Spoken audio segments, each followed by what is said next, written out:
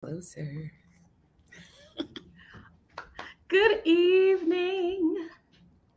Good evening. Let's see, I'm going to pair us up. There we Does go. my hair fit in the frame? I have to make sure I don't get hyped. I gotta sit back. Otherwise, it's gonna disappear. Hi, everybody. We are back to our Wellness Thursday. I just want to say hello, hello, Elle. Hello, Welcome, welcome. Elle. We've got folk in that are coming in. We're going to let the notifications catch up to us. I am Dee from H&D Abroad, where we talk all things moving abroad, self-care, and just creating wealth, y'all. And what I'm finding on this journey that I didn't expect is that financial wealth is important. You want to be able to live your life and do the things, but our health, our mental health, our physical health is probably more important than that. So if that is your jam, if you want to meet up with the sisters um, during the week, and I do this channel with my husband primarily on the weekend. Please like this video, share this video, and subscribe to my channel. I am going to introduce you all to Positively Pryl because I want you all to subscribe to her channel as well. You all know I have shared a little bit about taking a break, but that wasn't completely transparent. And I Uh-oh. could not step into that until I saw my sister, Apryl, say, baby, you got to unlearn the mislearnings out here. And at 50, I'm recognizing if it took me 50 years Mm-hmm. to surround myself and embrace this, it's going to literally take, it's maybe not 50 years, but it's going to take time to recognize and Yeah. peel back the toxicity that we have surrounded ourselves with, have prided ourselves with, especially as Mm-hmm. Black women. I believe, as says Stephanie Perry, that Black excellence is killing some folk. It Ugh. is killing your dreams. It is killing your joy. It is killing your creativity. And so, even though we can, and Black women can do we really need to? So, I'm going to start with that. Allow Miss Apryl to introduce herself. Her video, let's see, your video was, don't, let's, oh, I want to say Wait a it. minute. Which one? The five things I wish another woman would have told me before I quit that. Hold on. I gotta say it. Five things I wish another Black woman would have told me before I quit that good job. You have to good That's job. right. That's right. So career breaks, can be taken in a variety of ways, Yeah. but your path to really finding your niche of rest and balance within the career break place took some time. So if you have questions, we're going to encourage you to put them in the chat. If you are joining us in the future, hello, Hey. welcome. Put hashtag replay. We will come back and answer your Yeah. questions. So let's get started, Apryl. So tell us a little bit about your current life, and then we're going to roll back to day one. Okay, well, currently, I have learned, as I say in my channel intro, to embrace an uncomplicated life Yes. full of freedom and joy. As you mentioned, my path to this version of myself was not necessarily linear, as I don't think any of our paths are, but we just kind of expect them to be. I do have, I guess, a newish job. So I have returned to the workforce. Yeah, but as this version, I'm talking about hair. Okay, not pulled back in the tight bun. I wear colors. I show up as me. And that whole thing was was an experience unto itself, just returning to the workforce. Absolutely not. Like, no, I'm not doing it. But yeah, I have a new YouTube channel, as you mentioned. Actually, I was planning on starting it about a year ago, and then I talked myself out of it. And then I'm like, oh, you know what? Let me wait, because then this time will be, and let me do this, because then I'm going to have this done first. And there's a saying that I heard years ago that sometimes I have to coach myself and say, hey, what is perfection is procrastination in disguise. And so for me, putting things off, like just putting off things that made me uncomfortable. Like it's uncomfortable. As I mentioned to you offline, I'm a fiercely private person. I do not like people in my business. There's people who've known me for years and they think they know me. You actually only know what I've allowed you to know, and that's really nothing. And that comes from, we can trace that back to childhood, comes from not really having a sense of control. So what can I control? I can control it. To me, I thought I could control people's perceptions of me, but as a really good friend said to me, I don't have the right to control anybody else's perceptions of me. Correct. Okay. So yeah, I started my YouTube channel. I took Stephanie Perry's YouTube Success Challenge, so put a plug in for that. Because by the end of that, I had to do it. I don't want to show my face. I don't want nobody. I was just like, baby, I'm free. Let's go. Oh my God. And I've been on podcasts, I've done interviews, I've done like little shows, I've been, I've had the media training for being in corporate before. So it's not like, that wasn't what made me uncomfortable. What made me uncomfortable is showing up as me. What if, like the what ifs kind of got to me, but I'm glad. Like I just have to remember that it's not about me. The things that I've gone through, they've happened to me, but it's really for me to be more of like a living testimony. And one day I know that what's happening today, this moment, is going to come, in handy. It's almost like the movie Slumdog Millionaire. I don't know if you've ever seen it before, but I liken my life to Slumdog Millionaire. I don't want to spoil it for those of you who haven't seen it, but in a nutshell, it's about, takes place in India, and it's about this poor Indian young man, and he ends up on their version of Do You Want to Be a Millionaire? And so the movie traces it back. He gets asked a question, and the movie shows us kind of his life experiences that gave him that answer.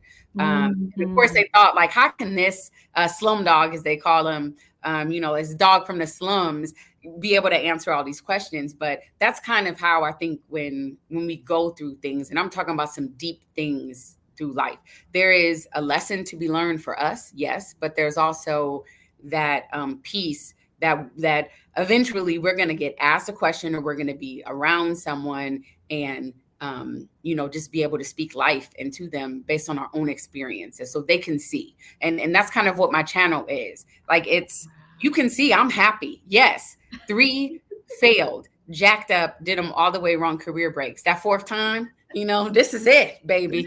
Get it right. I mean, because I think a lot of life is mistake, but it depends on how you frame it. Yeah. Okay. There are a lot of things that people won't try, and they don't know if they will be successful at it or not, if it'll work out for them or not. It is in reflecting, pulling forward the knowledge of, okay, so that didn't work, or girl, you ended up right back. Why do I keep dating guys that X, Y, and Z? There's a pattern. It's not them. What's the common denominator? You know what I mean? So I used to think, and I mentioned this in that video, my first video, the job was the problem. And I say that, like, the job is a problem, but the job's not the problem. Like, I am the common denominator. At one point, corporate America was a common denominator along with me, but I felt it more. So it's corporate. It's this job that's the problem. So to your point, how come I'm getting new jobs? I go from company to company and I still end up in the same place. Or in my case, I left and started my own company, and I'm emotionally in the same place. At that point, like you said, that self-reflection, like it is a matter of perspective, but you have to have the right perspective, and self-awareness is key. Like, you have to start to get some type of self-awareness, and not come from a place of, like shame or judgment or condemnation. Yeah, we've made a lot of wrong turns, a lot of things we could have done different. Maybe we should have done better. We can't go back in time. So what can we do right now today? And just kind of putting the pieces together. And then Mhm. once you put that puzzle together, whose face is there? You know, like Right. the picture in the puzzle is you. You know, like they say, you don't look like what you've been through. And let's see. So I left you a voicemail, a voice message to say thank you for sharing. I think a part of the perfectionism that I see a lot of my Black sisters struggle with is that we want to present the Hmm. pretty, Yeah. like that is what is lauded. So Stephanie, what did Stephanie say? She was like, you win an award for, being room mom and a corporate executive that bakes all of, they never eat out. She always has a home cooked meal baked. Her house is completely clean. Hmm. She volunteers her time. Baby, I just saying that. If you've ever had a real rest break, you can feel. Yeah. Heart palpitations. Right, Like okay, my I thought heart it was rate is the picking up. same. You Yeah. can Like, oh my feel God. it. No, ew. You But can that was feel it me. in you. That was me. And again, when you get on the other side of things, they have that saying like hindsight is 2020. It's Hmm. not that it's 2020 in the sense that, oh, all of a sudden these things just appear. It's you not in the thick of it. Like the scales are off your eyes, the rose colored glasses, you're in that place of self-awareness. You're in a place where you've rested and now you can hear clearly. Because sometimes, to be honest with you, when you are in the middle, in the midst of dealing with work stuff, family stuff, friend stuff, personal stuff, in my head at least, it's loud. I could be sitting in a perfectly still room and it's like just so much noise. I can't even concentrate on Hmm. one thing because it's all this other stuff happening. So sometimes you have to step away and sit still. And once you have been able to rest, allow your body to heal just a little bit, that you start seeing things clearly. But my mother used to say, people, and I think it's a saying by a poet as well. But my mother used to say, people show us who they are. It's just us who choose not to see it. Oh, And I Maya had to live my Angelou, life. Yes, I had to live my life yes. by that. I knew it, but I had to start applying it to my own life. Because see, as these like phenomenal Black women that we are the one, I say this, like people have the benefit of April in their life. I Hmm. don't have an April. I am the April to myself. I'm my own Mm. cheerleader. I'm my own hype person. I'm my own nurse. I'm my own therapist, my own coach, all these things to myself. So we can hear from other women and instantly boom, boom, boom, boom. I can spot pew, pew, all the things. I have all the right words to say, but the hardest person it is to apply those things to is ourselves. We can forgive other people. We can see, okay, I see why they did this, but who don't we forgive? Ourselves. We are the best friends to people. Who are we not a friend to? Mhm. Ourselves. Who do we not speak kindly to? Ourselves. We are taught to be kind to others. We are Yeah. not. When I started paying attention to the the things that I would say about my body, Hmm. about Yeah. You my got these things in ability, here. about Yep. I was just like, I would never say Never. those things to another human being. Never. And I never questioned why I said them to Yep. myself. Yep. One of the things that I want to I thought about trying to structure this. That's not going to happen here. That's okay. We'll just What go with it. what I want to make sure that people understand is just like everything, just like moving abroad, just like making a career shift, the process of getting to the point where not only that you know you need a career break, but actually taking one, and then what do you do? So what was your thought process, introduction. Sabbaticals were all for academics in my book. I'd never met another Black person who had taken a career break, because that's either homelessness or laziness or Right, they're a lazy you know what vagabond. we're No saying. count. Can't be trusted. What you mean you don't have a job? A what? What are you doing? Who? What? Oh Yeah, no, yeah. What are you absolutely doing? not. You sitting on all that talent over there Why are while the you rest of us wasting it? out here struggling. Who do you think you are? Not only people saying that to us, but literally saying that to ourselves. Who do Yeah. you think you are that you think you deserve rest? So tell me about the process that you massage to get from concept to ready for action to taking action. Gotcha. Okay. Well, as I mentioned in my video, I ran off. I dipped. I use that term intentionally because, like how I said in the video, one day I was at work and the other day I wasn't. If this was like a movie, it would be like peeling out of the parking lot. And I can share a little bit here in just a moment about what kind of that like final straw was. Yeah. But my first sabbatical that I took, now that I say that, hold on, let me back it up to 2000. I got to go back. 2003.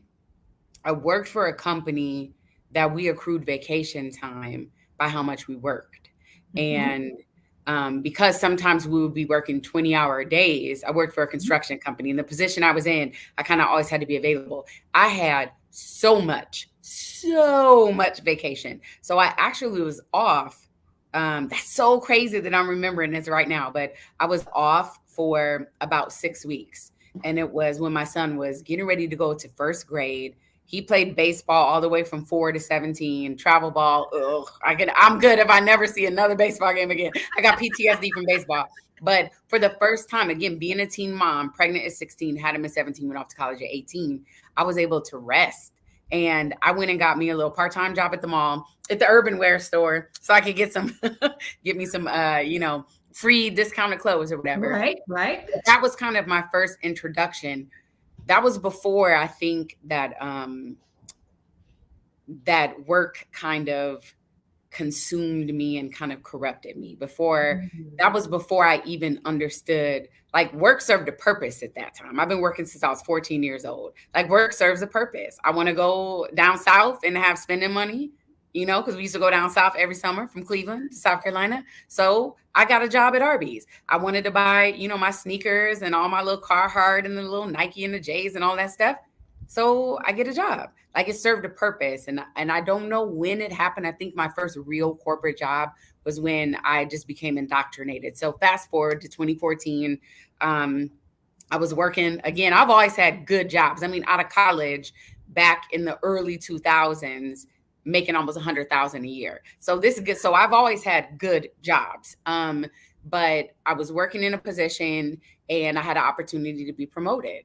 And my mother, who shortly before that had passed away of breast cancer, and she told me, like, you got to stop working so hard. And I said, I will. My son, he's getting older. It's fine. He was, 15, I believe at the time. I'm like, I will. She's like, no, like, you have to stop working so hard. Like, enjoy your life.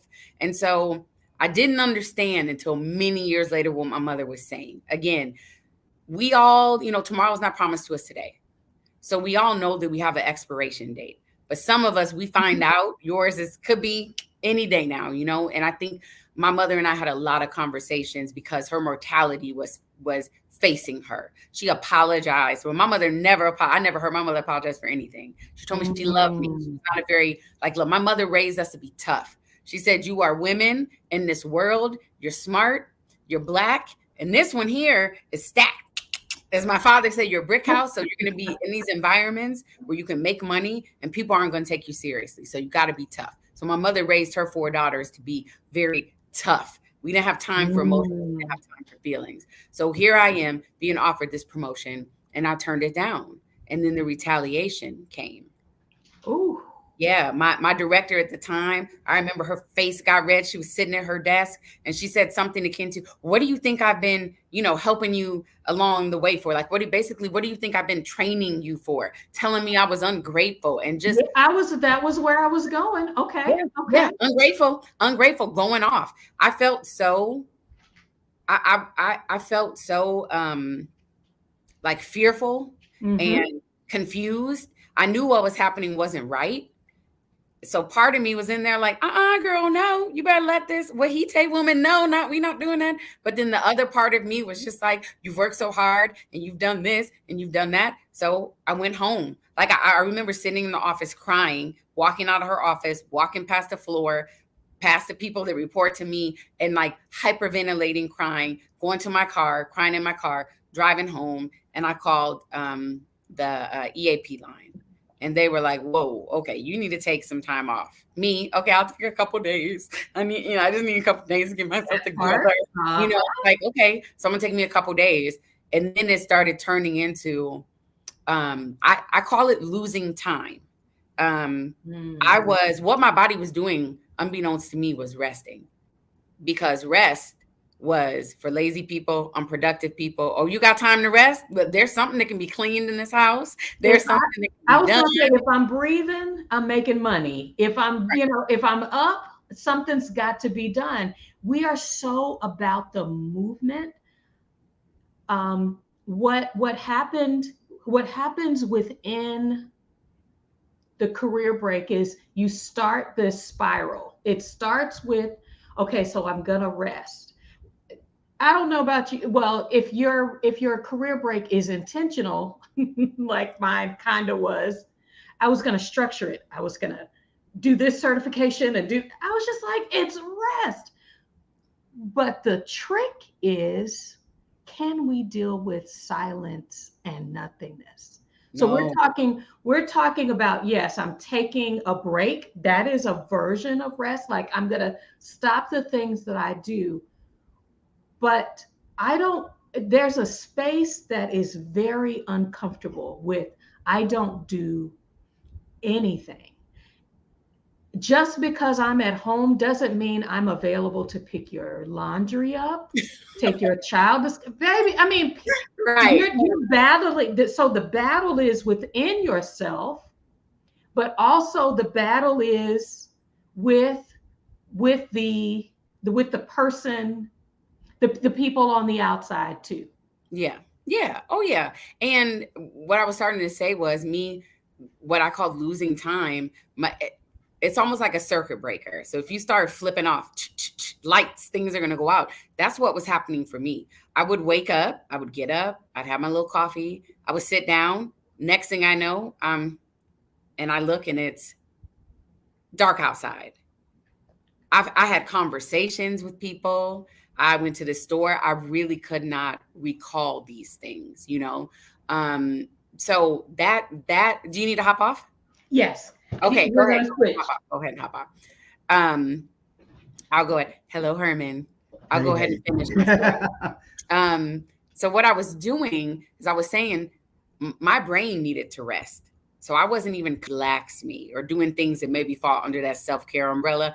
I was so traumatized at that time that my brain just kind of shut itself down. But very similar to what Dee said, I didn't do well just sitting still. So once I started kind of feeling better, well, I got all this time. I'm like, I got another job. I'm out on med leave and I went and got me a little consulting job. Okay. So it's low key. It's not as demanding as it was being, a director. So it's low key. But I knew in that moment I was not doing it right. And so I said, well, I don't want to go back into corporate once my contract was over. And I started a consulting company. And I did that for about a year and a half. And then here comes this other company that I likened to the Godfather. They made me an offer I couldn't refuse with all these promises of frankincense and myrrh. Everything was just going to be so great. And for about a year, I fell just lockstep back into the old habit. I went in saying it's going to be different this time. Like, all right, I have boundaries. I'm not about to be working these, 50, 11 million hours. I'm not going to volunteer for extra work. Like I really thought that that I was balanced, but I wasn't. And very quickly, as it picked up steam, I couldn't keep up. And I realized, like, wow, I'm back in the same position. And at that company, at the 5-year mark, they gave you a sabbatical, gave you a month off for you to relax. And I said, okay, I'm gonna try to make it to that. I couldn't make it. I made it like 3.5 years. How long was it before you recognized you were back in the same, because sometimes I think that we get caught up and don't realize we have cycles. We don't realize we have those patterns. So how long did it take you to recognize you were back in the cycle, or did you? Were you just at burnout and you had no choice? No. So when did I recognize? I think I knew it, but I was kind of justifying it. So I am someone who validates myself. Like I don't rely heavily on external validation. As a matter of fact, that's something that I've been working on for a few years now, but I validate myself. So that also means I don't need you got to give me credit. I don't need like the public. We want to thank Apryl. Like I don't need that. Me doing a good work product. I also am extremely strategic and I'm a creator. So I'm in the legal regulatory compliance field. So I get brought in after the stuff's hit the fan. There's sanctions. There's millions of dollars that have been spent. There's, reputational risk that has occurred. So I come in and build these programs and take something that was just on an outline on paper and turn it from, one employee with a half-time employee borrowed from another department into almost 100 people. Like I love that. But I realized, I think to answer your question, when I was running my department that was still growing, created another department and was kind of the interim director for that and was asked to start another department. And at that time, I was dealing with my own health challenges. Mm-hmm. So I could see that things were happening. I knew that I was there, but I felt like, what can I do? At least people are nice. Like we have our bars. Mm-hmm. Mm-hmm. But when a bar is like so low, like I don't think we see it that way. We just see, well, it's above what was. We don't see it as like it's way down in the gutter. You know what I mean? Like this bar is set so low.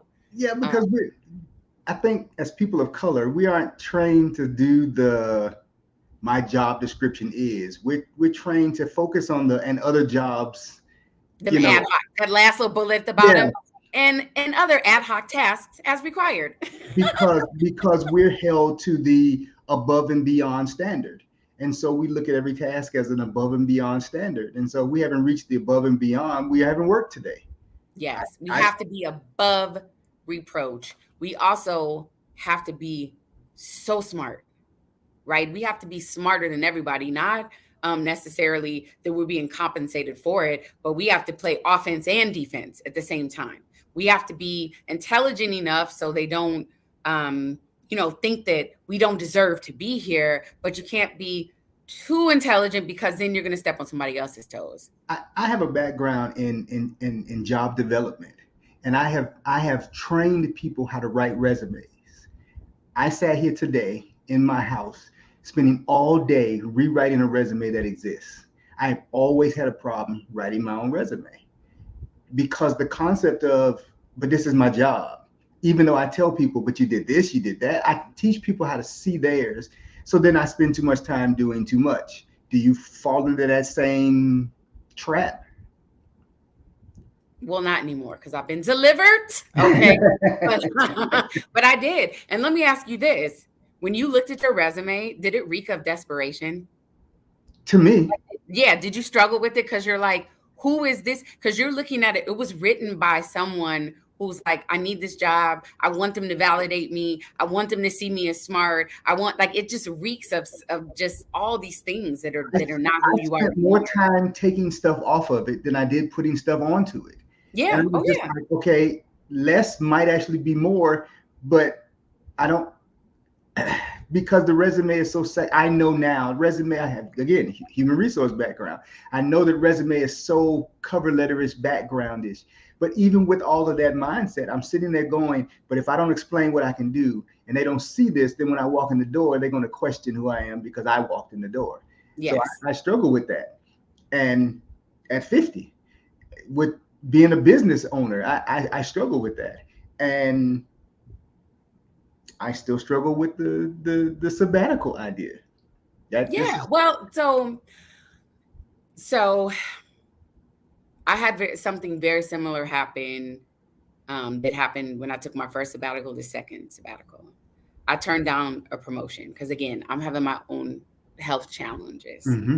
That I think started to put things into perspective, even though my doctor had been telling me for a couple of years at that point, like, your blood pressure is kind of creeping up. Your cortisol levels are kind of creeping up. This is creeping up. Other hormones are like trending down. Like, you gotta calm down with the stress. I felt compelled. Like, I can't. I have to. Like, this job came first for me, and it was because I had no identity of who I was without it. And quick segue, part of, I think, in the description that Dee put in on Facebook was like how to apply it with grace. We have to go back. We have to give ourselves some grace in this, because if you think about it, because we're around the same age. I think you guys are what, like approaching 50? We're 50 this year. Yeah. Okay. So I'm 45. So we're the same age. We get certain approach, we're the same age. Okay. So when we were young, and it started young, you're either going to be on the college prep track, you're going to be on the vocational track, or you're going to be on like the military track, right? Or like the other miscreants, I guess, that fell tracks, right? Okay, so starting out, you have to make good grades. You have to have perfect attendance. Like, think about that. Perfect attendance is like how they say the school to prison pipeline. I say it's like perfect attendance is on that student to like burnt out employee pipeline. They drill these things into us. You have to make these good grades. You got to make good grades now, because when you get to high school, you have to get into a good school. Because if you don't get into a good school and graduate, then you're not going to be able to get a good job. So you graduate and you get a good job. Now we've got this fear, constant fear, right? Like we're being motivated by fear. So you get these jobs where you got to go above and beyond. You got to do more, because if not, you're not going to get raises. You're not going to get your bonuses. You won't be able to pay into your retirement. I know people that will eat noodles to pay into their retirement. This is when we were in our 30s, based on a fear of not having enough when you're in your 60s. Like, think about that. Wow. You are willing to rearrange your life. So I have to put it in. And again, we hear that language a lot in corporate America. Right. You have to. Okay. So now, all right. Now, so when you get older and you get a little bit more advanced in your career, wow, you start seeing when they do the reduction in force or the layoffs or well, man, now I really got to go above and beyond because I'm fearful for my job. So all of those things are what we have been conditioned since childhood. And I didn't even touch how you were raised. And let me bend your noodle. I didn't even touch what we learned in church. And again, all those things were playing through my head as you said them, because you're trained at home before you talk to anybody in the world. We guilty. I said to my kids when they went to school, your job is your schoolwork, and do your best at your schoolwork. Yep. And my family was church, so those tied in together. Exactly. I'm moving out the way. Yeah, no problem. So what did church teach us about rest? What did church teach us about being this perfect person? The goalposts steady moved. And don't move churches to a different denomination, because now you got a whole other list of things that you have to take in. So I don't know if you heard, but we were just talking about how you have to give yourself grace, because this is something that goes way, way, way, way back. This is something that we've always done. So, and again, and then when you have that pressure from people telling you, like how I said in my video, like, people that I'm sharing with and I'm vulnerable, I can't take it there. I'm so unhappy. Happy. Do you know I worked in my job for X amount of years? Like, I wasn't happy. Like you being in that room, you know how many people fought and died and this and that. Do you know how many sacrifices me and your mama made so you and your sisters could go to college, so you could be in that place? Or you talk to your girlfriends, people who love you, or your partners, even people who love you and mean well, but they're telling you from that, again, fear. We are so motivated by fear. And if you ask us of what, we cannot quantify it. It's fear of the unknown. But on the other side of that is this. On the other side of that is this. The struggle ultimately comes into yourself. And when you can make peace with yourself, that I am tired, that I am exhausted, what were the little indicators for you? I mean, I can share, but what were the little things that you began to recognize about your life that said, I really need a break. I need rest. What allowed you to have that interruption? Well, it was something that my EVP, well, it was my SVP, that she said, actually. And it was, listen, I know you got your medical stuff and all, but I'm going to need you to fly to, I think it was Denver. I'm going to need you to fly to Denver and go ahead here, because my wife says I'm working too much. And so we're going to go to our yurt and Telluride. Hold on. That's not the part that should make you clutch your pearls. My little medical thing was my Monday standing chemotherapy appointment. And in that moment,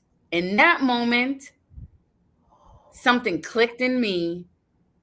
And I said, these people do not care about you. So, like, the voice that I've been ignoring and justifying, who have been sitting back watching all of this happen. It was actually a little bit more colorful than that, but okay, anyway. But it was like, these people, they don't care about you.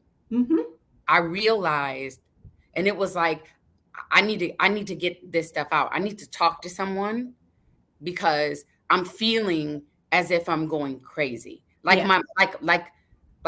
I don't know what is going to happen next, but I think, some people might be like, I'm going to pop off on a job. I'm going to let these people know. For me, because I internalize things, I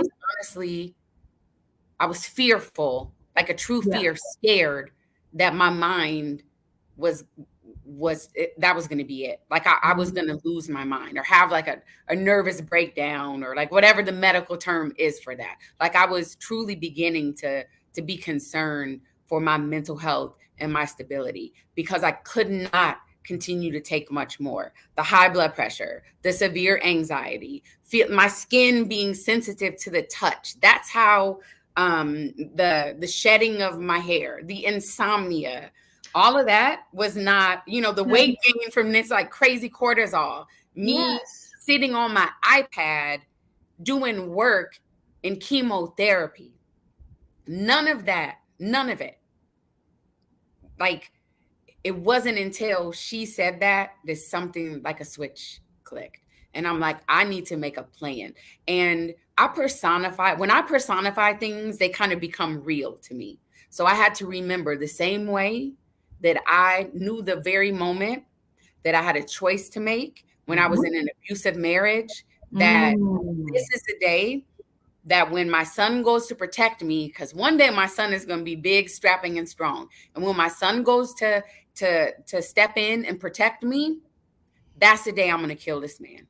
Yeah. And I said, whoa, no, ma'am. No, like, these are the thoughts you're having. No, we got to get out of here. The same way that I was in that toxic, abusive, because it is an abusive relationship. I think we disassociate and say, like, this is work. It's work. No, we spend more time when we're in the office. Like, mama don't go in offices now, but when we were in the office, we spent more time with these people of our waking hours than we ever do with anybody else. Anybody else. So we have a very intimate interpersonal relationship where there is a power dynamic. And just like they say, there can never truly be consent when there's a power dynamic in play. So think about that. Like, we are in an many times abusive relationship with some of these jobs.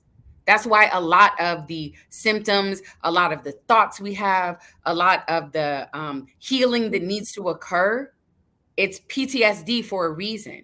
Because we have been traumatized, and there's been some pathways that have been created in our brain, and we have to recondition, we have to heal from these things, and then we have to say, these are my triggers, these are my boundaries. When I see these things, I'm headed the other way. And you have that strength over time and that confidence and forgiving ourselves and knowing who we are. So it was in that moment when she said that I'm like, I felt the same way that I felt in that moment when I had that thought, like I said, when I was in that abusive marriage. And I'm like, I need to make a plan. I got to get out of here. And I didn't know what that looked like. I didn't know what that meant, but I knew if I got me a good psychotherapist, at minimum, that was going to be able to start the paper trail for me to be able to take some FMLA leave. And I knew that I needed to get whatever. I didn't care if it was medication. I didn't care what they had to give me in that moment. I put that shame down. I remember sitting in my doctor's office. It was maybe like our third visit. Every single visit, I was hysterical, like just crying. I would start trying to talk about it, and I would just be sobbing and trying to tell her and sobbing. And she said, look, I think maybe we need to put you just on a few medications because you're not sleeping, your anxiety, your blood pressure, just some things, talk with your PCP. Are you open to it? Oh my God. Because then I'm like, I'm crazy. Like feeling like this shame. The Black woman, the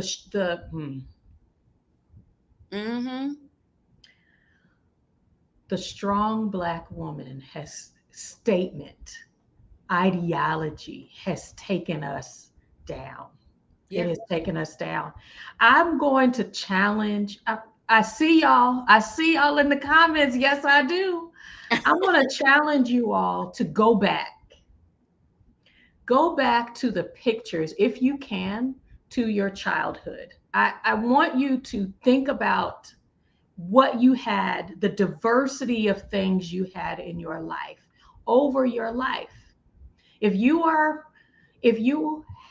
have not had an interruption, a heart attack, I don't know if you saw in the Exodus Summit group, young lady said she was 2 weeks into her sabbatical when she had a heart attack. That's our body, like just releasing. Our bodies don't even know, you know what I mean? It's just decompressing. 2 weeks. It was 2 weeks into me taking my break when I got sick, like 3 weeks, couldn't get out of bed. Like my whole system was just like, I've been waiting for you to hear me. Go back through, look at your skin. Think about the things, jump rope, skipping, talking to your girlfriends on the phone, going different places. And then think about how your life has shrunk. One indication, and I'm going to say it's a family member, you can get, once you've been out, you can begin to see it in others. If all you can talk about is your job, when you're away from your job, you're thinking about, it's what wakes you up. The insomnia wasn't that I couldn't go to sleep. The insomnia was the thoughts about what I needed to do, what I needed to mitigate. How can I get in front of this person so they ain't got nothing to say about what I'm doing?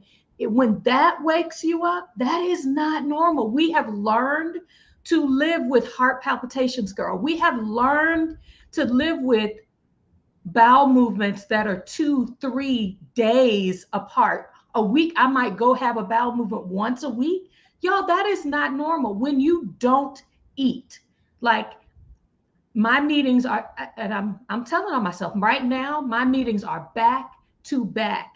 If I can sneak in breakfast, I gotta have something sitting right in front of me. I'm surviving on protein shakes. Y'all, this is not healthy, and something is going to give. That process Because you know what's gonna happen, Apryl, when you go down and you're not there to fill in the gaps and be the savior of your work team, the savior of the executives. What happens when you're not the savior? What's gonna happen? That wreck is gonna go out and they're gonna hire Yeah, another. they could care less. Look, there was a man, speaking of heart attacks, there was a man who had a heart attack on a Friday because we all used to work late. He had a heart attack in his office on a Friday. They didn't discover him till Monday morning.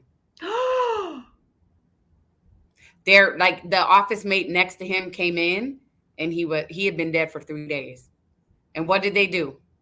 Pulled him out, brought the Serve Pro people in to disinfect the office. Somebody else was in the office. Someone else to do that job. But again, we have to talk about why we feel compelled to. Because when you mentioned like the schedules, it made me smile just briefly, because I remember, kind of like a little chuckle. I remember when I used to look at that, all the pretty colors on my calendar. Oh like, my God. How much Are you I'm kidding me? desired, needed, Look at all of these meetings. Yes.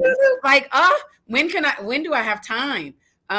Or if you're not there, and I'm not talking about you got to keep your head on swivel. Like how you said, if you're not there to do it, why do we feel we need to make ourselves available? Like in my video, I started off that first video saying, if you're the one who's like, yeah, I'm going to be out of the office, but I'm available by email or cell phone. Like, what is it in us? I had to say to myself, I can tell you the self-awareness that only from resting, only from taking a step back, only from, again, getting psychotherapy and having some real conversations, being a friend to myself, like how we talked about, being a friend to myself, learning that instead of being motivated by that negative self-speak that I'd been doing since I was a child, once I kind of came up from under that, I realized I'm a people pleaser. I'm a recovering people pleaser. Okay, look, because I got delivered from that. And people pleasing shows up in all types of ways. Mine, not wanting to disappoint people. Where I'm from in Cleveland, we still say it. We say it with our whole chest. We say it proud. Our word is our bond. If we give our word on something, if I say I'm going to be there to help you move, I'm there. If I say I'm going to pick you up, I'm there. Like, we take this pride. But again, when you go through life, like for me, and I know you mentioned for people to go back and look when they were children. My childhood was not like that. I was about to say, that might not be the point, the part of your life you want to go back to. Yeah, so go back to, for me, it was in my 20s, okay? When I was out there representing for the 99 and the 2000, okay? All right now. All right. Look, don't play with me.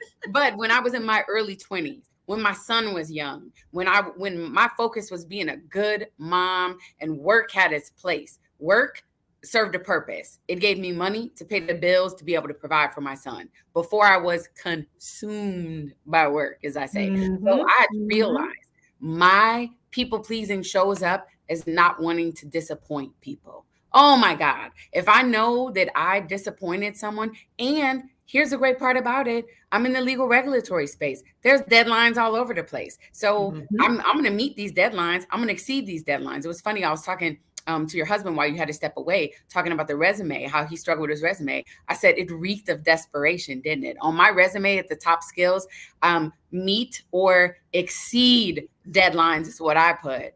Like, oh yeah, like these are things I took pride in because I was trying to impress these people. So again, I have there's some onus that's on me. Just like how I said the job is a problem, it's not the problem. It does not negate the way that people have hurt us, taken advantage of us, used us, mistreated us. It does not take that away, but we also have to take ownership. At minimum, what can we learn from those experiences? What can we do different this time so that we don't end up in that same place again? What can we do to disrupt these patterns? And that is when you have to have a tough conversation and, look in the proverbial mirror to say, I am a former workaholic. I was addicted to working, chemo, working, mother in hospice, working. I'll even share this with you. I miscarried a child at almost 7 months pregnant. I found out from the doctor on a Wednesday. I'm gonna come back on Friday because pulling up, my phone. I can come back Friday. Friday at 1. I will never forget that. May 31st. May 31st at 1. I can come back that day. Wow. I used work to escape. I told you I was a teen mom, a very awkward, tomboyish 16-year-old that people were extremely shocked that I am. You like boys? Yes. Yeah. So I ended up pregnant. I didn't know who I was as a kid. They told me my son was going up for adoption. I had a dream where in my dream, it was an angel named Seth that came and talked to me. And I was actually I'm telling y'all all my business. I got sent away.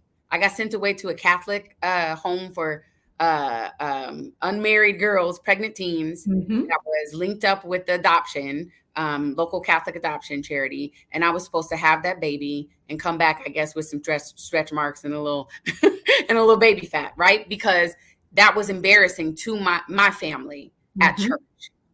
So I got sent away to a boarding school. And I had in my little, twin size bed, I had a dream that an angel named Seth was saying, he will be a teacher of joy. He will be a bringer of love. I didn't know what I was having. I have no pictures of me pregnant. I have no ultrasound. I didn't want to know. I was so disconnected from that child. I woke up sitting up in my bed. It was like a very lucid dream. I woke up talking out, and I knew I had to keep that child. And people told me, if you keep him, you will never graduate from college or graduate from high school, let alone be able to go to a college. So I had a chip on my shoulder that motivated me. So I went from an awkward 16-year-old scared kid that went to church, 10 days a week and having this child, having this with my family now, being put out and being on my own. Knowing I'm on my own. I can't depend on anybody else. Telling myself, this is your child. Referring to myself as damaged goods. So who's going to marry? This man wants to marry you. Yeah, looking back, he's showing all these signs that he's going to knock you upside your head, but you're damaged goods. Your child needs a father. This is with 3 college degrees and yet another good job that I had, but thinking these things about myself. So again, we have to go, we have to give ourselves grace. We have to have, it's tough, it's painful, it's excruciating, but you only got to do it once. Stop running and turn around and face yourself. Stop running and turn around. And when you turn around and face that, I did not grieve my mother who died in 2013. I did not grieve my mother until 2021. I did not grieve my daughter until 2021. I did not have all of these. I didn't see things clearly. I was just saying, well, if I would have done this at the job, if I would have done that, instead of seeing that these people were misogynist and racist and remembering the words that they said. I had this Pollyannish version that I gave myself to protect myself. Yeah. We do these things, our brains they are designed to keep us from harm, even if it's us harming ourselves. So once I stopped and realized and saw things as they occurred, went back and forgave things from my childhood, forgave people, and ultimately ended up forgiving myself. Baby, you said a whole. You see. Hey, where's my tambourine? Because what you recognize is, freedom, there are chains being broken. Yes. If you will allow them to be there, to grieve a loss of your childhood, of what you had hoped would be the life moving forward. Your career. As a doula, my career. Hey, I was going to say, as a bereavement doula, I have sat with mothers. That is a deep loss. You should never let go of, but it grooves an impression in your heart. Grieve, shed your tears, hug yourself. Yep. I had to put me first. I know. And here's the thing. I went to work. I went to work. That happened on a Friday. I went to work on Monday. Again, secrets. I was raised with fear and a whole bunch of secrets. Ooh, yes. Secret. This is a secret. I was pregnant, and it was a secret. Very few people knew that I was even pregnant. Here, and that happened the year that my son went off to college. So I lost my mother, I lost my child, and then my only child went off to college. February, May, and June. And my son, he wanted to have him a good little summer before he came back out here to Arizona. This time we were living in Illinois, and he wanted to have him a good summer before he started school. And so he left. And then I was by myself. And again, that realization, I didn't accept that promotion. Maybe if I would have just accepted the promotion, then there wouldn't be this retaliation. Now I'm kicked out the Cool Kids Club. I've seen other people get kicked out the Cool Kids Club, but I keep my head down and I stay out of the way. So now I am outside of the fold. Now I'm experiencing these flat out hostile behaviors. Nothing micro about these aggressions that I'm experiencing. People keeping me out of meetings. People doing things that there's no way that you can deny what's happening. And then I work up the courage to go to human resources. Again, they are not your friend. Nobody tells you that. No. When it went from personnel to human resources, that's because human bodies, the cogs in the wheel, we are a resource. We are seen as numbers. We like if this is in a movie, there would be like numbers over our heads. Like we are assets. Just like they can be sold off, they can be brought back in. We are replaceable. So I go to human resources, work up the courage, because you already know what it is. I knew as soon as I went to human resources, that's going to start a ball rolling. You can't put that genie back in the bottle. Like it's a wrap. But at that point, I'm like, well, I'm going to go to HR because I'm going to give this a chance. And a sister was my HR rep. That's what. Okay. So I want to say some things in this space. Human resources provides the protection for the company. Right. They are not the employee advocate. They're no longer personnel. And so don't care about if you don't know about S. Anne Marie, the anti-HR HR coach. Yes. You need to know about this sister. If you do not know Dr. Kimani. Yep.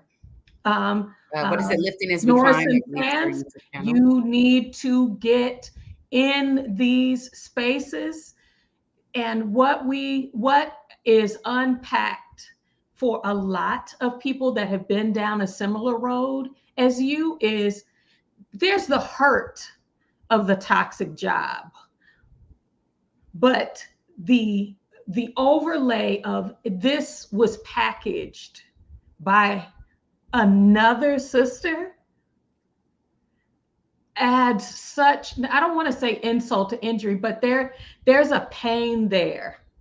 There is. Yeah, that you feel because of just not understanding. Don't take HR your grievances. Don't take HR when this happened, when that's no, and no.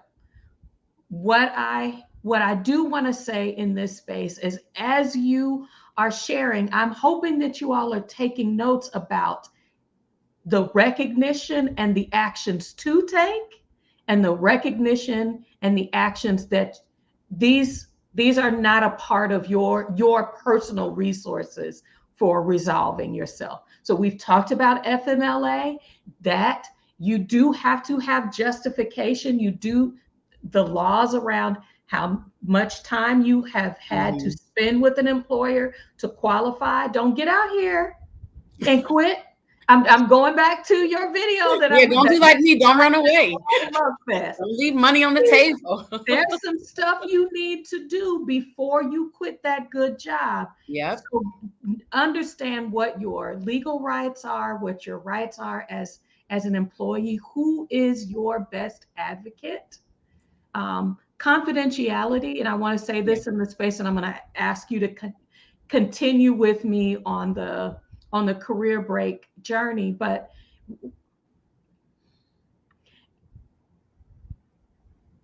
if you work in spaces where you are concerned about your confidentiality, there are legal protections between the counselor and the person being counseled and the therapist. Okay. Your EAP is a confidential resource. Your employer is not to go back and ask for what happened in that. Okay. So unless you are a direct harm to yourself or others, that is a protected relationship. If you are a cleared employee, and I know there are a lot of people that work for, for government agencies, and they're worried about, is my security clearance? These kinds of things are happening in all kinds of spaces. Do not neglect to be uplifted, centered, heard in a therapy relationship because of the fears that you have around that therapeutic relationship being brought into the workplace. So I want to make sure that I say that because people are fearful and they're not getting help. Depression, anxiety, there are real consequences to not having an advocate, not having a mediator to just hear you say the things back to you in a confidential setting. So you're pouring your situation out to this HR sister, and she was, oh my goodness. Okay, we're going to do this. I'm going to do that. Let me reach out. And then of course, she asked the people and they come back and say, no, I don't know what are you talking about? What is this? I mean, and I had all the paperwork. Again, I'm in the legal field. I keep paperwork, I keep receipts, but as you were saying, they are not my advocate. But at that point, I already had, every couple days, for sure on Friday, take me a little bit. Again, as a private person, I didn't have a bunch of pictures. I didn't have, like my office was not the one, oh, this is so cute. I had plants because I love my plants, but, just a couple of I have like little trinkets that when I look at, they make me think of things. Nope, I don't even want you all here. I knew that I was leaving. I didn't know, what that looked like exactly, but it happened. There was an offsite. There were some people that reported to me. There was also my leadership, the top leadership that reports to the top dog at this organization. And I had a horrible migraine. Oh, that's another thing. I was dealing with these excruciating migraines to the point where my nose would bleed and not stop bleeding. And I'm talking about weeks on end of migraines. Couldn't take migraine medication because that's going to mess me up. That's going to mess up my productivity. Yeah. I can't be out here sleeping. Like, huh? So, and long story made short, I had again turned down another position, like a promotion. I said to myself, I'm going to finish starting up this department for them. And then it's a wrap. I'm done. I'm going to hand it off to whomever they hire. I'll help them through the hiring process, but I'm done because at this point I already knew. And it's funny because Adelia Borshade, Pick Your Girl Travels, talks about when you turn 40. When I turned 40, I'd planned this like birthday party for myself. And I had planned this, like, it was a birthday party, but it's supposed to be in Brazil. So I was planning this, like, elaborate trip for myself to go to Brazil. I was going to celebrate my 40th birthday amongst all kinds of Black people in Brazil. And again, that's when I realized, all right, here we go again. I thought we were done with these biopsies and the cutting and the poking and the prodding, but now I got to have chemo again. So I put those those on hold. But again, so now I'm at 40 and I'm like, okay, I'm out of here. I don't know when, I don't know what's happening. I'm leaving out of this place. So when they offered me the position, I turned it down. But guess what? Here comes review time. Now I've started up 2. I have not worked harder, I don't think, in my life while doing my growing department, making sure I hit all my P's and Q's. I started up not 1, but 2 departments, and I'm doing 3 jobs. And you guys are messing with my money. They gave me I'm talking about, let me do the math. It was like maybe 1/4 of what my quarterly bonus would have been, let alone my annual bonus. And they say, but you know what? If you take that position, we'll be able to get you your money.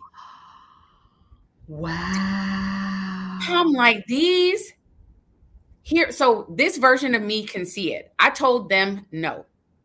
These people don't like being told no, and they really don't like being told no by some, Black woman. Are you kidding me? So they're going to they want me to, they just want me to concede. They're going to continue to break me down. And in that moment, I said, well, all right. I said, I'm not signing this. We do have the option not to sign our reviews if we don't agree. I put the comments. I said, I'm not signing it. I don't agree with this. And that's that. So now it's really hostile. It was like low key hostile before, but now you all are just committing flagrant fouls. So we went to this maybe a couple weeks later. The top dog came into town for this offsite. We're having a break. Again, I had a migraine. It's a 3-day offsite. Now they want to stay on the other side of town because it's closer to the airport. They don't feel like going to the campus that's closest to me. I'm the only person that works here in the Phoenix office. Everybody else is flying in. So they want me to sit and deal with 40 minutes of traffic twice a day to get back and forth. That's fine. I'll do it. Whatever. I got my little migraines. I'm struggling, can barely see, squinting, praying, crying, the whole thing. We're on a break. 3rd day, we're on a break. And he said, hey, let me talk to you. Yeah. I heard that you don't want to take the position. I said, no. I'm fine where I am. I like my job. I like my team. I like this, whatever. That man popped off on me so hard, yelled at me that whole little 15, 20-minute break, red face. I can right now, the spit hitting my face as he's yelling at me. My people are coming in. They report to me. Watching this man, I'm the only Black woman in the room. I'm one of the few women in the room. And this man is standing there berating me. Again, he said, you should be lucky. My old director said, you should be grateful. You're ungrateful. He's saying you should feel lucky. All of this that I've done for you, sir, you've done nothing for me. Like, but again, they think they're doing something for us. Mm-hmm. And I walked out of there. I went to my car at lunchtime, called the EAP people, and I said, I need to take a few days off. They said, what is happening? I'm like, I feel like I can't hang on. I feel like my mind is breaking. Like I don't know how to explain this. Even talking about it right now, I bet you my Apple Watch would tell me my heart rate is probably about it right now. They said, okay, well, you've got I had almost 2 years worth of sick leave. If you need more than a couple of days, you can take a couple of days. Nope, I just need a couple of days. I just need a couple of days. I just need to. Girl, I never went back. I was about to say, having a full up bank of PTO, having a full up bank of sick leave, that is not a flex. Every year I would be losing sick leave. I would be losing leave because I got to stay here. I got to do the work. I have to. I felt compelled. So again, on the other side of this thing, once I had a chance to rest, because let's talk about rest for just a second. I know we were raised, we discussed this, but especially coming from a church environment, rest is for lazy. A man that don't work, don't eat, Correct. Out of hands of the devil's workshop. Also for me, like how we discussed, being busy, it like sitting around, that's a luxury. Like, you don't got rest and money. Like how you said, well, McDonald's, you got McDonald's money. Okay. You don't have rest and money. Okay. So it's seen as like a luxury, something that I'm not deserving of, or I haven't worked hard enough to be able to earn that. So for me, I maybe wasn't experiencing that, didn't understand the physical rest, how to have a wonderful night's sleep. Everybody sleeps most nights, but everybody doesn't rest. And learning how to like rest where you wake up feeling refreshed, where it's like you're in a cartoon movie with the birds chirping. And like, I'm desperate for that. I mean, like I don't want sleep quantity anymore. I want sleep quality. Because y'all, when you get to a certain age, you really need, I mean, like you messed up if you don't get a good night's sleep. You may need a little nap. You'd be like, whoa, I had a lot of meetings. I need a nap. Career breaks are to be that interruption. But girl, it's like we fight back on the rest. We do. We fight back on the rest. Like little kids, when you be like, it's nap time. When I get back, yes. When I get back, I'm going to have these certifications. When I get back from my career break, that ain't what this is for. No. So, okay, give me 2 examples over your quote unquote 3 failed career breaks. Oh yeah, we only talked about 2. Fighting back from the rest. Oh, well, I can tell you. Okay, so I left there, had my little 20, what was that? That was 2019. Yeah, it was October 2019. 2019, 2018, 2019, whatever. I think it was 2019. Yeah, so I left. I sat still for a little bit when my head cleared some. As I was telling your husband offline, I had a little side hustle, the organic bakery. So I'm like, well, now I have time. This is what I'm going to do. I'm going to dedicate my full time to start this business. Right. but you know what? Not being funny, but I didn't know what I needed was rest. I learned what I needed was rest. I thought what I needed was to be away from the job. Mm-hmm. But again, you can't outrun yourself. Like all we're doing is trying to outrun ourselves, which we can't. Like I say, you can't outrun your shadow. It's always going to be there. You shine some light on it, there's your shadow. So we can't outrun it. So to me, I thought all I needed, like, I just need to be away from work. But I had a problem with that. So what did I do? I not only took my little bakery to the next level. Oh, we're going to go from the little home cottage to now we got a brick and mortar. Okay, now we're in magazines. We're on the news. We got celebrity clients. And then I said, you know what? They really were not helping me start this business. With these 3 college degrees and a strong business acumen, I know how I felt, how they treated me down at the little SCORE Center, little small business association. They did me so wrong and so dirty and had their like little nose stuck up in the air. Imagine how other people feel. So I started, hopping on the gram, giving some tips here and there, helping friends start businesses, helping people, which turned into a whole nother business. Hold on. In the same career break? Oh yeah, I got 2 within like a couple weeks of each other. Okay. So, but here's the thing. Had those businesses tanked, I think it would have snapped me out of it. So what happened with that? Oh, so now we're in the Coco Panini, right? So now this is when like the masterminds are becoming big. It started like right before I was flying out, going to people's masterminds, and I got linked in with like the ATL crew, the Atlanta crew.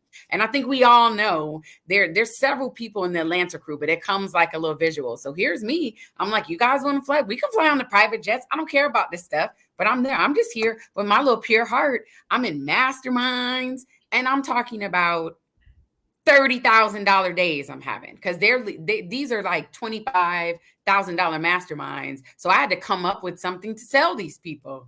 Like, okay, well, how about I sell them like business strategy consultations and help them, start up their businesses. Well, fast forward to 2021, and it's funny because I was listening to a podcast episode that I did where I was talking about how I was taking this was in 2020, fall of 2020. So, about this time, where I was saying like, yeah, I work like a 2-day work week now because things are on autopilot. And I recently came back from a sabbatical that I took from from my business, right? And she was like, oh, I love that. It's a sabbatical. I was like, yeah. I realized I was feeling a lot of those same things that I felt before. Keep in mind, this version of me is listening to this like, girl, you don't I'm see the staying. pattern, but you're still up close on it. Right. So I'm still you like got a this. little I'm bit of still like perspective. this, right?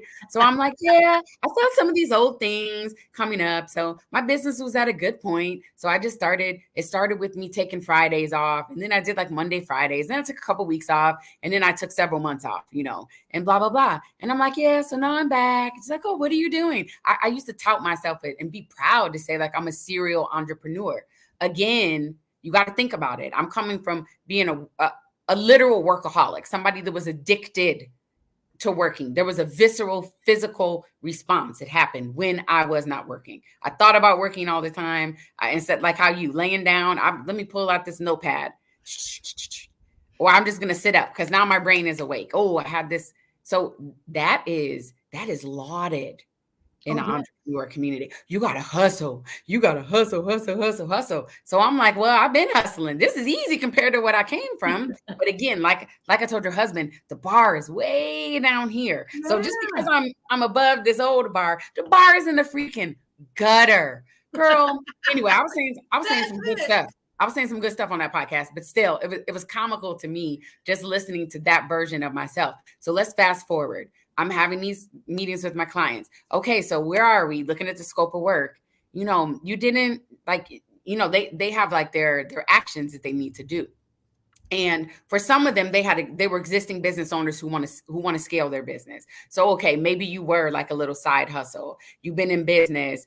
You're eligible for a lot of these SBA loans. Let's get, you know, everything tight. Or you want to apply to get some business credit or something. Okay, I can help you out with that. So they were coming to these meetings like, man, Pryl, I know I was supposed to bring this to you. I just can't seem to like get the energy. You know, many of them were full-time employees doing this on the side, or even I had several of my clients who were full-time entrepreneurs. Like, man, I just can't. I'm getting migraines. The doctors tell me I got high blood pressure. I just feel like I have to be doing all the time. So I'm like, oh my God, these people are experiencing burnout. So what did I do? New business. Okay, so now I'm gonna help these. I'm going to walk them through how I stopped walking through. But here's the thing. Did you ever hear me say that I rested in any of this? No. Did you hear it? Because I did. I see the cycle. Because I did. We're always, until you close the door, it's still open. Whether it's open to an employer, open to new ideas, we have to change. And the mindset is, I need to save myself versus saving somebody else. I am worth investing in. I can't invest more in what's out there than what I invest in myself. Yeah. And so where did you start that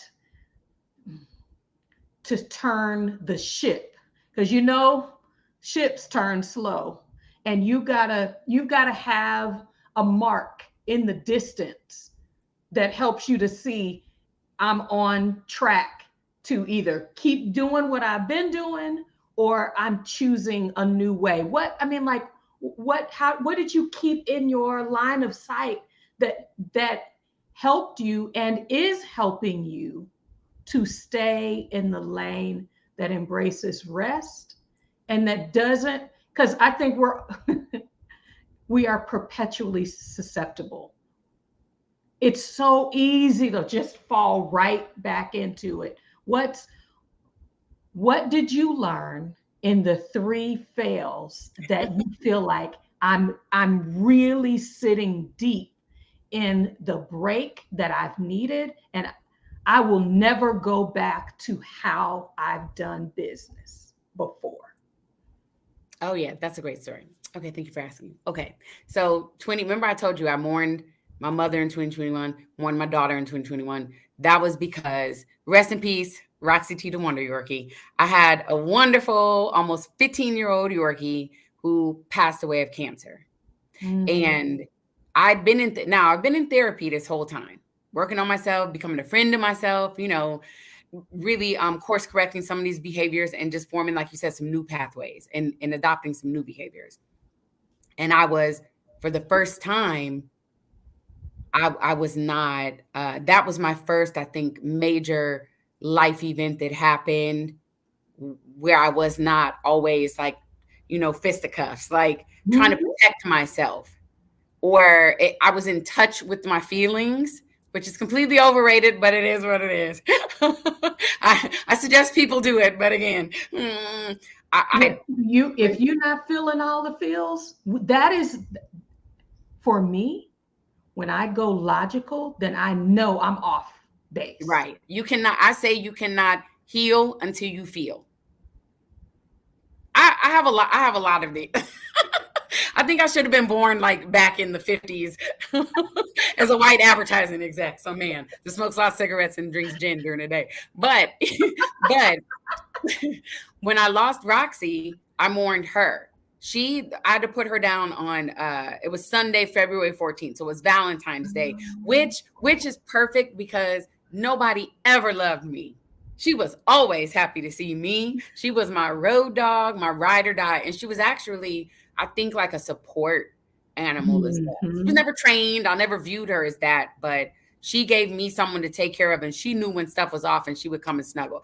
We were a lot alike. She didn't want to be bothered. Don't pick me up. Everyone thought she was so cute, and she would, but she would come up and snuggle up. Now, she was not allowed to get on the couch, but I would allow it when I would be low, because otherwise she would do like this, want me to pet her. Oh, yes. Like, she could sense it. We're all animals at the end of the day. So yes. I'm not about to be like hippy dippy, but my dog was special. Okay. I don't know about all these other little dumb pups out here, but my dog was smart and she was special. Anyway, so that was February 14th. My mom's death anniversary, as I call it, is on February 19th. So I was already like in it. And then I'm tired. I'm tired of just shutting things off when these days come around. Mm-hmm. I'm tired of disassociating. I'm tired. And to answer your question, when I came out of that, in the end of March, I did a 14-day intensive with this business coach. And he's like ridiculously expensive. I don't even want to talk about it. Ridiculously expensive, but he was a true gift to me. Every day we met for 3 hours, an hour and a half and an hour and a half. And the turning point for me that started to is he said, why are you doing these businesses if you don't enjoy them?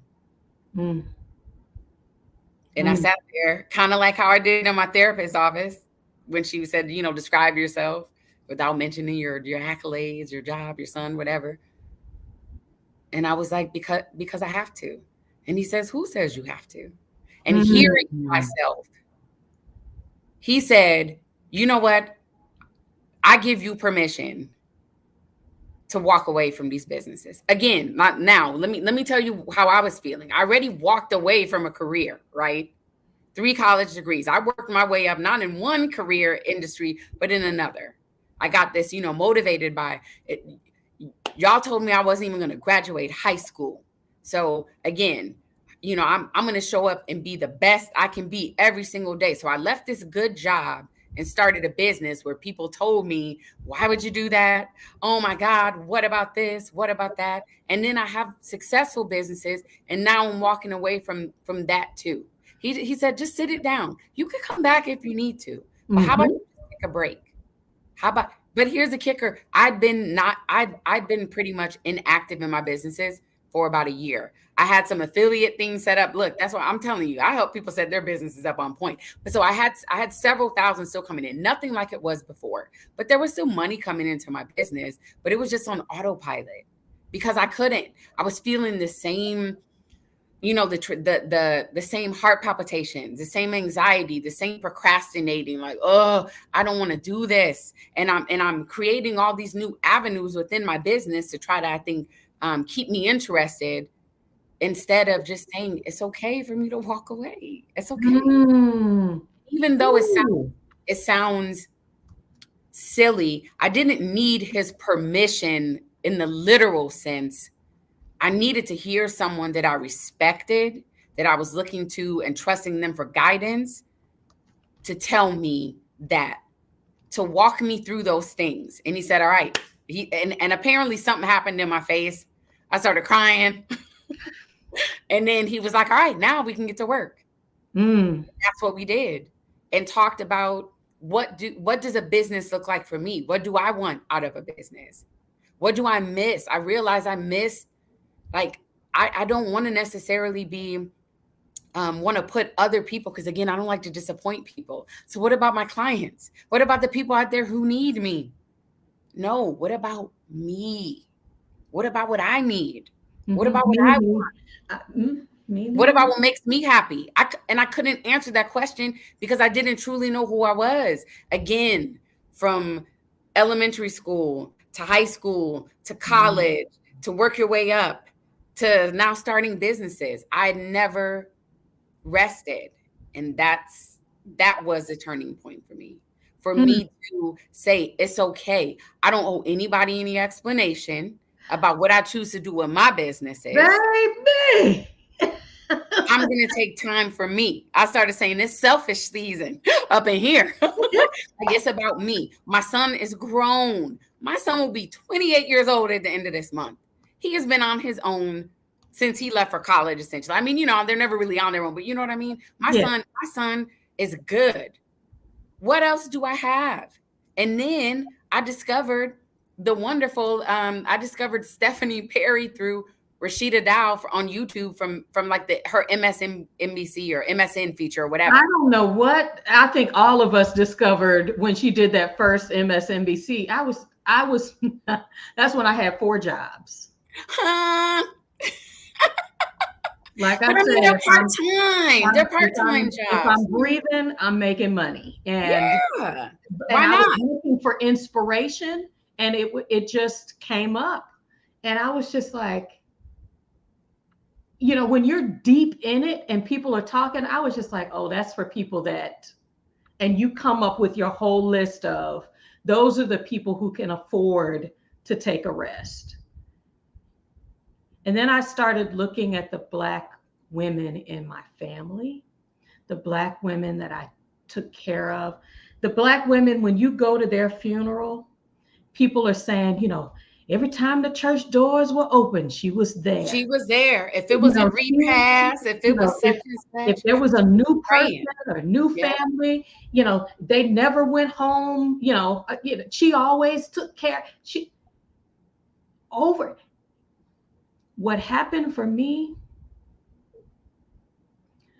was, I was 13 when my dad's mom passed. When you're that young, you don't recognize how old people are.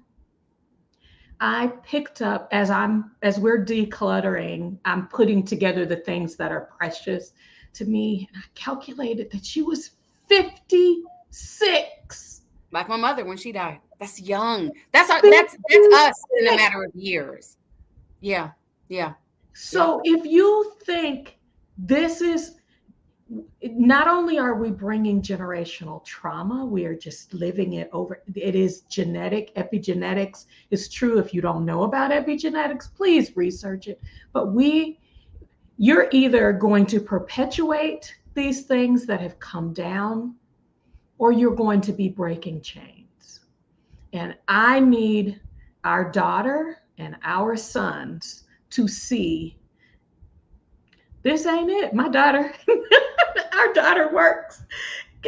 She's a career, what do you call that? She's a career government employee. And she said, you mean people work here for 40 years?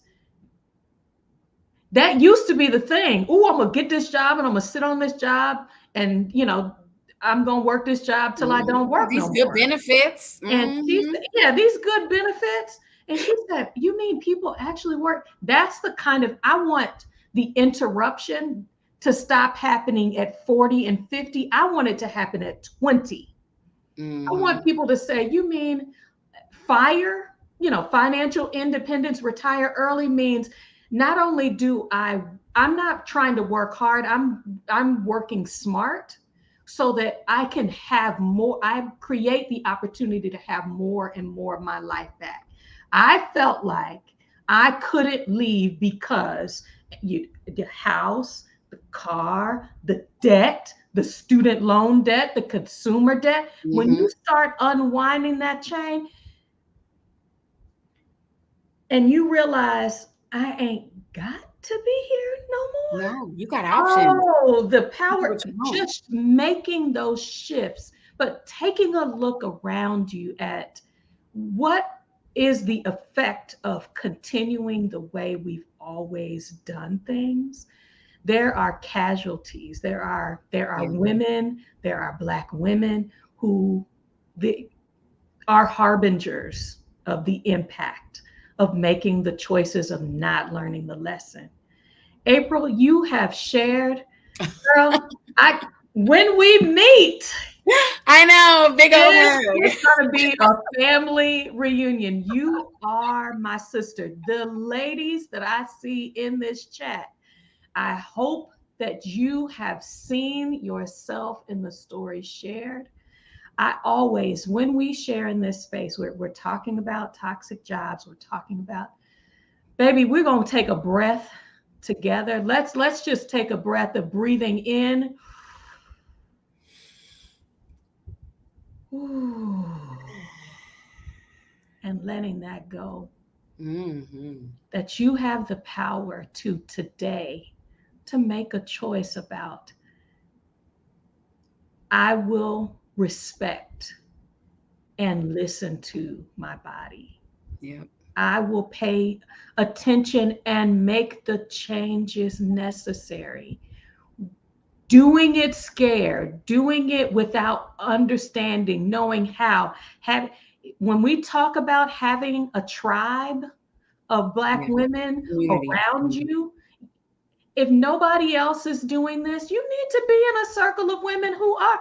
April just told me about a group of women.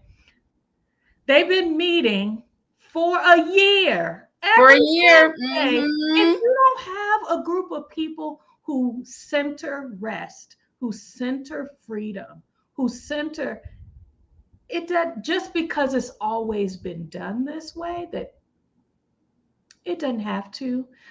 She's on social media, as she shared. She has a YouTube channel. Get into that. I'm telling you, her second video, I was just like, I have to have Apryl on my channel. About my identity crisis. Oh Yes, yeah. yes. Yeah. So tell us how we can follow your journey, how we can be inspired by storytelling that is life changing. Well, thank you so much again for this opportunity to just come here and like you said, share my story, because as I mentioned, I know I didn't go through this simply for me. Yes, there's some lessons that are learned. They're expensive lessons, so I need to hand some of this stuff down to people so they don't have to go through what I went through. But yeah, you can follow me at Positively Pryl here on YouTube. I do have an Instagram, but I don't use it, so don't go there. But yeah, if you just want to go ahead, I've got 2 videos up. Go ahead and like the videos and let me know. Because I got stories for days, as you can see. But I really want to speak to what people want to hear. This is a new YouTube journey for me. So I really want to make an impact, and I really want people to understand they are not alone. I want them to see themselves in me. There's someone that's out there for everybody, but I really, really just truly want to inspire people and let them know you got options. And if it doesn't bring you joy, then you don't have to do it. You don't have to do it. You do what you want, and it may involve moving some things around, but there is an entire world out there. God willing, you wake up tomorrow, you literally have your whole life ahead of you. So that's not something we tell young people. It doesn't matter. I told my dad that. He's in his 70s. You got your whole life ahead of you tomorrow. Right. So, just, again, get surrounded by community. Let people in. You don't have to protect yourself. I get it. It's tough, but, get you a good community, people who can lift you up and root for you and cheer for you. And just continue to branch out, because you are not alone. We are here. We are out here thriving. We are out here doing Grace it. and ease. Yeah, yes. Like I have, that's what I say. I learned to embrace an uncomplicated life full of freedom and joy. I learned. You hear that? I learned. Mhm. And learning is for a lifetime. Yep. And Yep. so there are so many beautiful complimentary thank you comments. Thank you for allowing this conversation to not only be heard, but may it transform. Today is the beginning. We want to hear, put in the comments your transformation. Check in on this video and others, because we have a whole playlist about Black women self-care. We are here. You are here now. Share your story. Thank you, Apryl. Thank you, everybody. Yes. Please enjoy the rest of the evening. Go outside, take a sunbath. There's a lot you can do incrementally to take your life back. Bye for now, everybody.